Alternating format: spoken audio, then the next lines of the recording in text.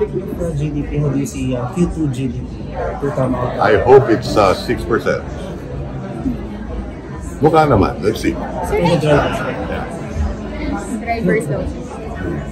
Sir, drivers daw. But still, number one will be consumption because that's the biggest part. And then,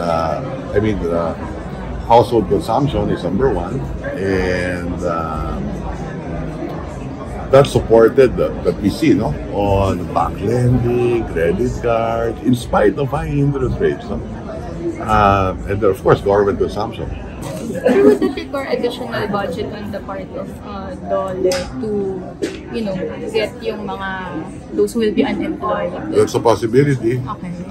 But alam ko, maraming pondo pa naman ang DOLE ngayon. So it won't be a problem in terms of our unemployment rate? I mean, hindi naman siguro. Not what. Ano lang, ang pogo, I think 25,000 workers, more or less. It's there in the document.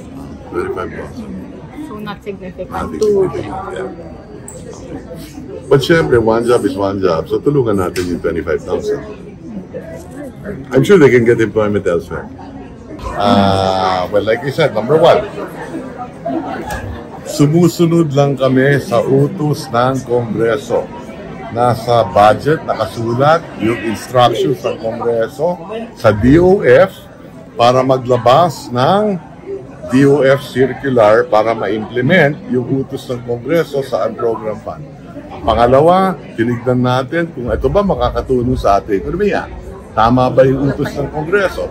Sa aming pagsisiyasat, napakahalaga na magamit din yung unprogrammed fund dahil doon nakapaloob yung halimbawa, foreign assisted projects ng Pangulo na kung hindi natin gagawin, madedelay, magkakaroon ng mga opportunity cost yan, magkakaroon din yan ng interest na binabayaran kahit hindi natin napapakinabangan yung mga project. So on and so forth. At marami pang iba, may listahan doon. Yung lahat ng unprogram sa budget ng 2024. Pangatlo, tinignan natin kung nasa batas ba yan. Wala bang ilalabag na batas? At nagkonsulta tayo. Tinanong natin ang GCG, ang OGCC, ang COA. At sabi nila, nasa batas lahat yan. No? Ganon din, kinausap natin yung board ng PhilHealth at ng PDIC, inaprubahan nila yan. At yan, hindi din totoo, nagagamitin sa Maharlika Fund. Walang kinalaman yung dito. Hindi rin totoo na 89.9 billion na ang nakuha natin, 20 billion pa lang, at yung unang pinaggastusan, yung mga frontline workers na mahigit 28.7 billion.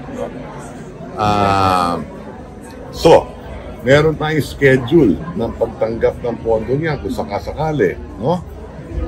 Meron din tayong schedule ng pagtanggap ng pondo sa PDIC to be able to finance. So, hindi one-time, big-time yan.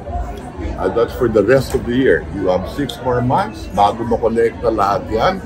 And like I said, sa aming pagsisiyasat at sa pagsisiyasat at palagay ko ng Kongreso na natutulog lang yung pera doon sa PhilHealth. Hindi nagagamit. At yung 90 billion na yan, nagbabayad din tayo ng interest dyan na mahigit 5 billion taon-taon. At sino nagbabayad dyan? Taxpayer din. Diba? Natutulog lang yan. Hindi din naman magagamit yan. Hindi natin binabawasan din yung mga programa, proyekto ng PhilHealth. In fact, nabagit ka ng Presidente kahapon sa SONA, may mga dagdag benepisyo na ginagawa at gagawin ng PhilHealth.